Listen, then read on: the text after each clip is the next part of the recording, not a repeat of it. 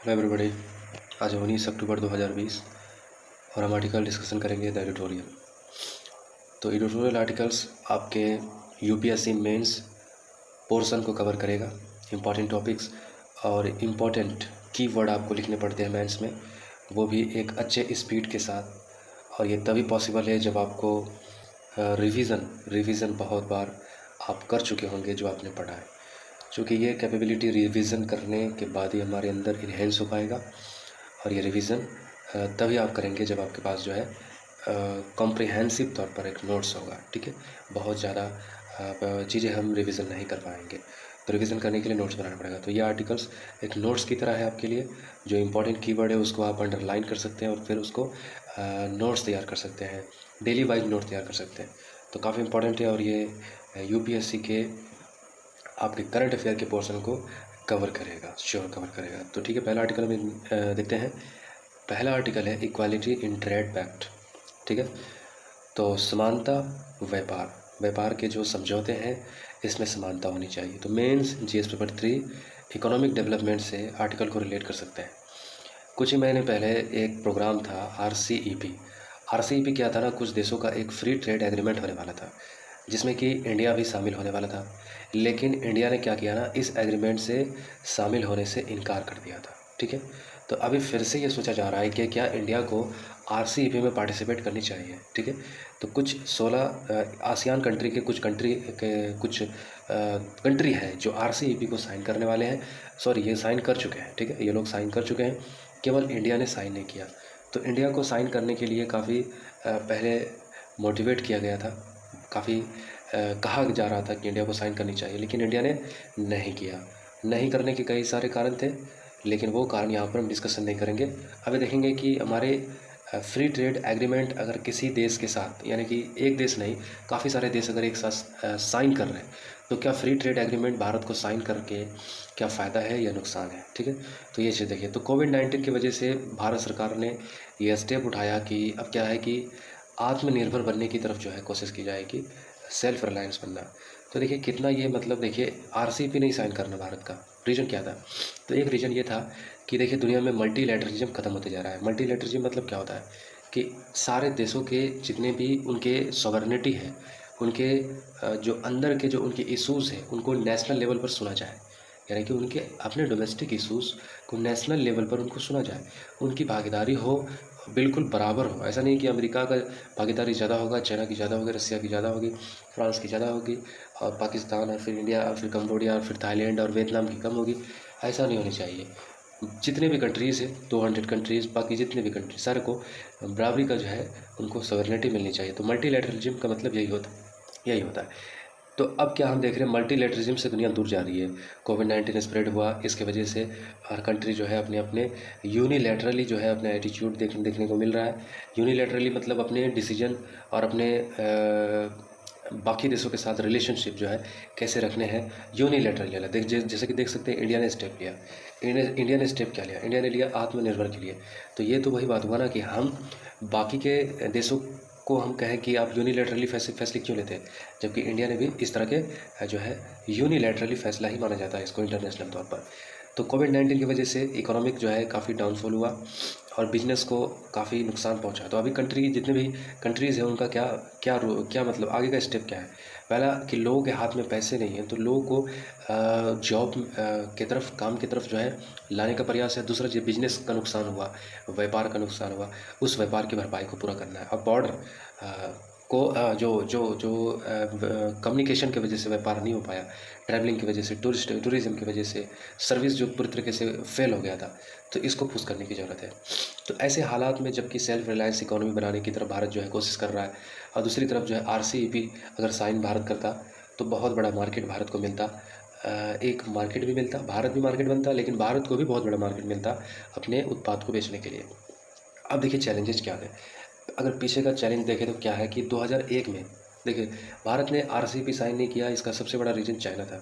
China की वजह से ही भारत ने आरसीईपी साइन नहीं किया। रीजनल कॉम्प्रिहेंसिव इकोनॉमिक पार्टनरशिप, ये एग्रीमेंट भारत ने इसलिए साइन नहीं किया क्योंकि चाइना भी इसमें मेंबर था, और चाइना की जो कि हमारे साथ पहले से व्यापार जो है चाइना का बहुत ज़्यादा हमारे ऊपर चढ़ा हुआ है, और अब अगर साइन कर लेते, फ्री ट्रेड हो जाता, तो चाइना की हर एक प्रोडक्शन जो है हमारे मार्केट में पूरी तरीके से छा जाती और हमारा डोमेस्टिक प्रोडक्ट पूरी तरीके से फेल हो जाता और हमारी कंपनियां ठप हो जाती। तो इस वजह से भारत सरकार ने ये डिसीजन लिया था कि RCEP हम साइन नहीं करेंगे। देखिए वजह भी आप देख सकते हैं। देखिए क्या है ना कि 2001 में ट्रेड डेफिसिट हमारा चाइना के साथ केवल 0.9 बिलियन था, यानी कि 1 बिलियन भी हमारा जो है ट्रेड डेफिसिट नहीं था। ट्रेड डेफिसिट मतलब कि चाइना के साथ हमारा जो है व्यापार था, लेकिन चाइना केवल $1 बिलियन भी जो है हमसे ऊपर नहीं था, ठीक है। लेकिन जबकि अभी हमारा चाइना के साथ व्यापार होता है तो 51.2 बिलियन ज़्यादा चाइना हमारे साथ जो है हमको एक्सपोर्ट कर देता है। समझ रहे हो बात, यानी कि हम जितना इंपोर्ट करते हैं ना, वो 51.2 बिलियन जो है हमारे ऊपर चढ़ जाता है, चाइना एक्सपोर्ट हमें कर देता है, जबकि हम जो है बहुत कम कर पाते हैं। यानी कि इतना कर पाते हैं हमारे एक्सपोर्ट को काट कर, यानी कि फिर भी चाइना का $51.2 बिलियन होता है हमारे ऊपर जो है डेफिसिट। अब चाइना का जो है इतना ज़्यादा बढ़ा हुआ है ट्रेड के मामले में। The import from the China during the period grew at the 23%, while India export to China grew at the 17%। 22% China हमारे को एक्सपोर्ट करता है और केवल हम चाइना को जो है 17% करते हैं। देखिए बहुत बड़ा, आप खुश हो जाएंगे, ये 17% तो करते हैं ना, लेकिन आप बड़ा अफसोस होगा जो चाइना 23% जो हमें एक्सपोर्ट करता है। चाइना फिनिश गुड एक्सपोर्ट करता है, चाइना मैन्युफैक्चर गुड हमें एक्सपोर्ट करता है, जबकि हम चाइना को जो एक्सपोर्ट करते हैं वो प्राइमरी ऑब्जेक्ट एक्सपोर्ट करते हैं। हम प्राइमरी ऑब्जेक्ट यानी कि रॉ मटेरियल एक्सपोर्ट करते हैं। अब रॉ मटेरियल एक्सपोर्ट करने के बाद क्या है कि चाइना उसको वैल्यू एडिशन करके हमें बेच देता है, दुनिया को बेच देता है। तो असल क्या है ना कि वहाँ जो क्रिएट होगा, वहाँ बेनिफिट होगा, वो बेनिफिट चाइना ले लेता है, जबकि वो इंडिया को होना चाहिए था। तो ये चीज़ सबसे जो है हमारा अच्छा नहीं रहा, ठीक है। तो restricted India's pharma and service industries in China. तो अब ये पाबंदियाँ हैं, चूँकि चाइना हमारे ऊपर, चाइना के ऊपर काफ़ी रिलायबल है। अब चाइना से हम क्या लेते हैं, रॉ मटेरियल के रूप में जो है फार्मेसी जो है प्रोडक्ट जो है ये चाइना से मंगाते हैं। तो हालांकि ये रेस्ट्रिक्शन है, इसके बावजूद भी जो है काफ़ी बड़ी मात्रा में हम जो है मेडिसिन रॉ मटेरियल जो है चाइना से एक्सपोर्ट करते हैं, ठीक है, इंपोर्ट करते हैं। तो Indian policy maker feared that FTA with the China could lead the further inflow of the goods, therefore the hurting the domestic firm। तो अब क्या है कि हमने FTA नहीं साइन किया, फ्री ट्रेड एग्रीमेंट, जबकि फ्री ट्रेड एग्रीमेंट, कोई फ्री ट्रेड एग्रीमेंट चाइना के साथ हमारा साइन नहीं है, लेकिन इसके बावजूद $53 बिलियन जो है चाइना हमें ज़्यादा एक्सपोर्ट कर देता है। तो अगर FTA साइन कर लिए तो वही बात होगा जो मैंने पहले ऊपर कहा है। तो कदम क्या उठाना चाहिए, तो देखिए क्या है ना कि the share of the manufacturing in India just 15.4%। हमारा जो है ग्लोबल वैल्यू चेन में हमारा एक्सपोर्ट जो हम सेलिंग करते हैं, मैन्युफैक्चरिंग में हमारा जो योगदान है केवल 15.4% है, बहुत ही अच्छा नहीं है। The main focus areas India to revive the economy the post कोविड-19 investment in digital hard infrastructure, spending on the health care, education, labour market reform, better dispute resolution, bankruptcy mechanism. कुछ बहुत इंपॉर्टेंट बातें हैं जो भारत को कदम उठानी चाहिए। पहली बात यह है कि भारत को इकोनॉमिक क्राइसिस जो हुआ कोविड-19 की वजह से, इसको उभरने की कोशिश करनी चाहिए। इन्वेस्टमेंट करनी चाहिए डिजिटल मार्केट में, इंफ्रास्ट्रक्चर के ऊपर इन्वेस्टमेंट करनी चाहिए, स्पेंडिंग करनी चाहिए, स्वास्थ्य के ऊपर, शिक्षा के ऊपर, लेबर मार्केट रिफॉर्म करनी चाहिए ताकि कंपनियाँ खड़ी हो, बड़ी बड़ी कंपनियाँ अट्रैक्टिव हो हमारे यहाँ जो है करने के लिए। और बेटर डिस्प्यूट सॉल्यूशन, जब झगड़े की स्थिति पैदा हो जाए दो व्यक्ति के बीच में, कंपनियों के बीच में, तो ये निपटारा जल्द से जल्द हो। और बैंकरप्सी मैकेनिज्म जो है, जो लोन लेकर के भाग जाते हैं बड़ी बड़ी कंपनियां, तो ये सब जो है पाबंदियाँ हो। तो a competitiveness improves, global companies will come to India to business the there by the accelerating the cycle of economy. तो ये सब अगर स्टेप उठाते, चाहे इंडिया स्टेप उठाते, तो क्या होना, तो एक एक्सेलरेटिंग हो सकता है, हमारे अर्थव्यवस्था में एक बूस्ट आ सकता है, ठीक है। और इंडिया को क्या है कि engage to with democracy, Europe, America, collaborate in the field of the technology, green energy, talent where India can gain from the experience. और भारत को ज़्यादा से ज़्यादा कोलैबोरेट करना चाहिए यूरोप के साथ, अमेरिका के साथ, टेक्नोलॉजी के मामले में कॉम्पिटिट करना चाहिए, ग्रीन एनर्जी को प्रमोट करनी चाहिए और अपने चेन को मजबूत करनी चाहिए, ठीक है। तो यह था दूसरा आर्टिकल। तीसरा आर्टिकल हमारा importance of the export in India, ये भी इंपॉर्टेंट आर्टिकल है, इसी से रिलेटेड है, एक्सपोर्ट के ऊपर। Mains JS paper through economic development से आर्टिकल को रिलेट कर सकते हैं। अभी कोविड-19 की वजह से सरकार आत्मनिर्भर बनाने की बात कर रहे हैं। तो evidence across the world and India has shown that the rapid and sustained economic growth required export dynamics. अब आत्मनिर्भर बनाने की बात है, लेकिन क्या भारत को आत्मनिर्भर बना करके कोविड-19 से जो क्षति हुई है, अभी जो क्षति हुई है उसका भरपाई, और फिर जो फ्यूचर में जो इससे प्रोग्रेस होनी चाहिए, क्या उतनी प्रोग्रेस हो सकती है? तो क्या इसके लिए क्या हो सकती है? तो यहाँ पर बताया जा रहा है कि हमारे रैपिड ग्रोथ लाने के लिए, सस्टेनेबल इकोनॉमिक ग्रोथ लाने के लिए भारत को एक ही डायनेमिक पर फोकस नहीं करनी चाहिए। भारत को कई सारे डायनेमिक पर बनानी चाहिए, कई सारे चीज़ों पर फोकस करनी चाहिए, ठीक है। तो आत्मनिर्भर केवल जो है इसका हल नहीं है। जैसे कि 1991 में हम दुनिया दुनिया की जो है तकरीबन 6% जो है हमारी ग्रोथ हुआ करती थी 1991 में, ठीक है। और एक्सपोर्ट हमारा जो होता था जबकि इकोनॉमिक बंद था, अर्थव्यवस्था बंद थी, लेकिन इसके बावजूद हमारी ग्रोथ जो थी 6% थी, जबकि अभी हमारा 6% भी नहीं है, 10% हमारी इकोनॉमी श्रिंक कर गई है। 1991 में हम एक्सपोर्ट करते थे दुनिया को 11%, लेकिन अभी हम जो है कितना कर रहे हैं, 14.14-15% है, लेकिन वो भी ज़्यादा रॉ मटेरियल कर रहे हैं, जो कि अच्छी बात नहीं है। तो अब क्या है कि क्या करना चाहिए, तो डोमेस्टिक डिमांड बढ़ाने की कोशिश की जा रही है, पब्लिक स्पेंड किया जा रहा है, टैक्स कट करना, प्राइवेट कंजप्शन बढ़ाना, financial sector reform, private investment को बढ़ाना, तो ये सब कोशिश की जा रही है। चैलेंजेस क्या है, there has been state in the balance sheet of the public. अब क्या है, चैलेंजेस सबसे बड़ा है कि लोगों के पास पैसे नहीं है, लोगों के पास 5 रुपया है और आलू जो है 10 रुपये किलो है, तो जाहिर सी बात है बैलेंस शीट का प्रॉब्लम है, बैलेंस नहीं है, महंगाई ज़्यादा है, पैसे नहीं है लोगों के पास। Financial and household sector which only growth can effect. तो अब जब तक लोग के हाथ में पैसे नहीं आएंगे, घरेलू जब ग्रोसरी जब आइटम जो है ज़्यादा सेल ना होगा मार्केट में, तब तक बूस्ट नहीं आएगा, जॉब नहीं आएगी, और तब तक जो है जो एक साइकिल इकोनॉमी का वो चलना शुरू तो है, लेकिन फास्ट नहीं होगा तब तक जब तक ये इंफ्रास्ट्रक्चर पे ऊपर और सारी चीज़ों के ऊपर जो है तेज़ी से ग्रोथ लाने के लिए सबसे पहले जो है बैलेंस शीट प्रॉब्लम को दूर करना पड़ेगा, लोग के हाथ में पैसे आने चाहिए। तो कोविड-19 की वजह से इम्पैक्ट तो बहुत गहरा हुआ है, तकरीबन बताया जा रहा है कि हमारी जो है इस बार क्या हुआ कि जो सरकार का जो क्या कहते हैं उसको क्या कहता है सरकार का जो जीडीपी होता है, ठीक है, क्या होता है कि जो सरकार स्पेंड करती है, प्रोग्राम बनाती है कि कितना उनको स्पेंड करना है, उनके पास कितना टैक्स रेवेन्यू है, तो सरकार देख घाटे में चली है, 70% जो है सरकार लॉस में रही है, 85 से 90% जो है इस वजह से और लॉस में चली गई। यानी कि जो सरकार का एस्टिमेशन था पैसा का खर्च करने का, वो तकरीबन बिल्कुल ऊपर चला गया, 85 से 90% तक जो ऊपर चला गया खर्च होने के बाद। वो जो सरकार की जो टोटल बजट था, बजट जो है सरकार का क्या हो गया ना कि वो तो कम ही पड़ा, और साथ ही साथ जो है सरकार स्ट्रेस में आ गई, कर्ज में डूब गई 85 से 90% बजट को पूरा करने के लिए। तो फिस्कल डेफिसिट भी जो है सरकार का हो गया, और इंडिया जो caution against the level of the डेब्ट because India interest rate is not zero which is the case development economics. तो अब क्या है कि चूँकि जाहिर सी बात है अब जीरो तो नहीं है हमारी, ऐसा नहीं है कि हम जो है टैक्स नहीं लिया, रेवेन्यू हमारा जो है जनरेट इस वजह से नहीं हुआ कि टैक्स हमने माफ़ किया, ऐसा कोई बात नहीं है, लेकिन इसके बावजूद भी अब जो इम्पैक्ट पड़ा हमारी इकोनॉमी के ऊपर ये कुछ बड़ा कुछ ज़्यादा पड़ गया है। तो चाइना जो कि एक बहुत वास्ट इकोनॉमी है, और लेबर फोर्स जो है चाइना क्या है हम चाइना को एक्सपोर्ट करते हैं, लेकिन चाइना हमें क्या एक्सपोर्ट करता है, हमें प्रोडक्ट एक्सपोर्ट करता है। तकरीबन 60 से 140 बिलियन डॉलर का जो है हम जो है तकरीबन हम एक्सपोर्ट कर सकते हैं चाइना को। क्या एक्सपोर्ट कर सकते हैं, लेबर एक्सपोर्ट कर सकते हैं जो हमारे रेवेन्यू जनरेट कर सकता है। तो हमारी आबादी भी बहुत बड़ी है, तो इसका फ़ायदा उठानी चाहिए। चाइना हमें प्रोडक्ट शेयर करता है, तो हमें चाइना को आदमी भेजनी चाहिए, स्किल भेजनी चाहिए। तो एक्सपीरियंस होगा चाइना का वियतनाम। देखिए चाइना और वियतनाम के बीच में क्या है ना कि एक्सपोर्ट, देखिए जिस कंट्री का एक्सपोर्ट ज़्यादा होता है उसका इंपोर्ट भी ज़्यादा होता है।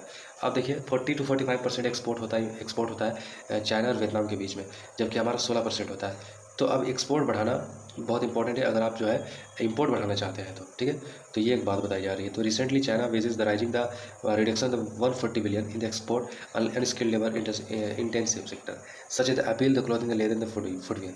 तो ये सब में चाइना ने जो है वेज जो है राइजिंग किया है, तकरीबन 140 बिलियन डॉलर जो एक्सपोर्ट समझ लीजिए कि हम चाइना को कर सकते हैं, स्किल्ड वर्कर और अनस्किल्ड वर्कर दोनों को कर सकते हैं।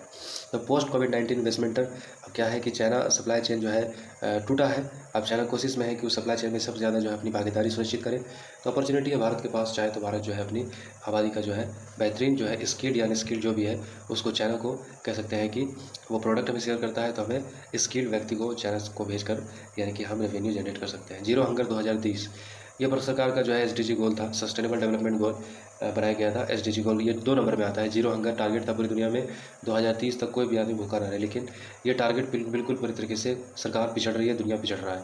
जीरो हंगर 2030 तक करना असंभव होता दिख रहा है। मेन जिसमें पर 2 सोशल जस्टिस से आर्टिकल को रिलेट कर सकते हैं।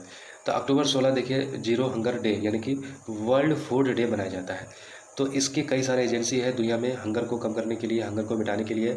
यूनाइटेड नेशन के कई सारे ऑर्गेनाइजेशन है, इसमें ही बॉडी है, ठीक है। हंगर काम क्या करती है, हंगर को जो है पर काम करती है कि लोग भूखे ना रहें। एरेडिकेट फूड इनसिक्योरिटी जो खाने पीने की चीज़ों की जो कमी है उसके कमी को पूरा करने की तरफ जो है ये कोशिश करती है। अचीव सस्टेनेबल डेवलपमेंट गोल, तो जो गोल है मकसद है कि सतत पोषीय विकास करना, दूसरा गोल है जीरो हंगर करना, तो ये टारगेट के ऊपर ये काम करती है। तो फूड हर एक व्यक्ति के इंपॉर्टेंट है, और 2030 तक जो है फूड सिक्योरिटी को पूरा करना, जीरो हंगर लेकर के आना, एस्टिमेट लगाना, तो ये काफ़ी अनप्रोडक्टिव दिख रहा है, अभी होता हुआ नहीं दिख रहा है कि बहुत मुश्किल है ये। तो इंडिया सक्सेस फूड सिक्योरिटी, तो सक्सेस क्या रहा भारत का। देखिए अब तक हमने फूड सिक्योरिटी की बात करें तो ठीक है, पहले हम इंपोर्ट करते थे अनाज बाकी के देशों से करते थे, खासतौर से अमेरिका से करते थे। लेकिन अब क्या है कि हम इम्पोर्ट नहीं करते हैं, हम एक्सपोर्ट कर देते हैं। ये बात तो अच्छी है कि चलिए खाने पीने की चीज़ों के मामले में भारत जो है आत्मनिर्भर हो गया है। तकरीबन 23 मिलियन टन जो है फूड ग्रेन पब्लिक डिस्ट्रीब्यूशन किया गया सरकार के द्वारा कोविड-19 में, ठीक है। 23 million ton public distribution system PDS system के माध्यम से 23 मिलियन टन अनाज जो है सरकार ने शेयर किया तकरीबन, ठीक है। और फिर इसी के साथ जो है गवर्नमेंट स्कूल में 90 मिलियन बच्चों को जो है ये क्या किया, प्रोवाइड फूड राशन जो है प्रोवाइड किया गया। एग्रीकल्चर ग्रोथ की अगर बात करें 2020-21 में 3.4% का अनुमान है कि 4.5% जो हमारा एग्रीकल्चर ग्रोथ करेगा। 110 मिलियन हेक्टेयर में खेती बाड़ी हमारी हो रही है। खारीफ क्रॉप्स के ऊपर हमारा अनुमान है कि ये तकरीबन 3 से 3.5-4 तक जो है ग्रोथ कर सकता है। चैलेंजेस क्या है? चैलेंजेस यही है कि माल न्यूट्रिएंट्स जो है हमारे यहाँ बहुत लंबे टाइम से है। 2016 से 18 में अगर बात करें तो कुछ माल न्यूट्रिएंट्स हमने कुछ अच्छे किए हैं, इसमें कुछ सुधार हुआ है। लेकिन 2016 से 18 में क्या है कि 40 मिलियन चिल्ड्रेन जो हमारे यहाँ है क्रोनिकली यानी कि पूरी तरीके से माल न्यूट्रिएंट्स में जकड़े हुए हैं, कुपोषण के शिकार है, पूरी तरीके से जकड़े हुए हैं। और तकरीबन आधी औरतें की आबादी हमारे यहाँ जिसकी उम्र 15 से 49 साल है, ये भी जो है एनीमिया के शिकार है यानी कि खून की कमी है। तो क्लाइमेट चेंज जो है बहुत बड़ा कह सकते हैं कि थ्रेट हो सकता है बायोडिवर्सिटी के लिए, खेतीबाड़ी के लिए। तो ये भी एक चैलेंजेज है। तो अब ये जो क्लाइमेट चेंज जो है फूड सिक्योरिटी के ऊपर खतरा पैदा कर सकता है। तो हमें केमिकल का दुरुपयोग नहीं होने देना चाहिए, ठीक है। सस्टेनेबल फार्मिंग करने की कोशिश करनी चाहिए। और मेजर अडॉप्टेड बाय सरकार ने क्या उठाया, क्या अडॉप्टेड हमने लिया, क्या किया है अब तक हमने। तो 200 मिलियन चिल्ड्रन को जो है हम जो है प्रोग्राम में 6 से लेकर के प्रेग्नेंट वुमेन्स को जो है स्वस्थ जो है पौष्टिक आहार देने का प्रोग्राम है। ये प्रोग्राम है integrated child development service, integrated child development service. तो इसके अंदर में 200 मिलियन चिल्ड्रन को और प्रेग्नेंट मदर को लैक्टिंग करने की जो है ये चीज़ है, प्रोग्राम है। तो इंडिया जो है काफ़ी सूखा पड़ता है, फ्लड के लिए भी जो है गुंजाइश रहती है, वेदर ख़राब हो जाता है, एग्रीकल्चर सूखा पड़ जाता है, फसल ख़राब हो जाता है। तो ये सब क्लाइमेट चेंज की वजह से है। तो ये भी मद्देनज़र रखने की ज़रूरत है। अब जो है यूनाइटेड नेशन का कुछ प्रोग्राम है जैसे फूड एग्रीकल्चर ऑर्गेनाइजेशन, इसके साथ हमारा बॉडी हमारे गवर्नमेंट का कोलैबोरेशन है। और इसके साथ जो है international fund for agriculture development, इनके साथ भी हमारा जो है कोलैबोरेशन है। वर्ल्ड फूड प्रोग्राम तो इनके साथ भी है। तो ये सब क्या करते हैं, सरकार को हेल्प करती है, सिविल सोसाइटी के साथ मिल करके ऑर्गेनाइजेशन ये काम करती है मिल करके फूड इकोसिस्टम को अच्छा बेहतर बनाने के लिए। वे फॉरवर्ड सरकार क्या कदम उठा सकती है, तो वे फॉरवर्ड ये है कि सस्टेनेबल डेवलपमेंट गोल को अचीव करने की कोशिश की जानी चाहिए। और बच्चों को और फिर आगे वाली जनरेशन को भूखा न रहे उसके लिए खेती बाड़ी को और उन्नत किस्म को हमें डेवलप करने की ज़रूरत है, ठीक है। तो ये था हमारा आज का आर्टिकल्स। तो आर्टिकल कैसा लगा, अच्छा लगा तो लाइक कीजिए और शेयर कीजिए और दोस्तों के साथ शेयर कीजिए। Okay, thank you.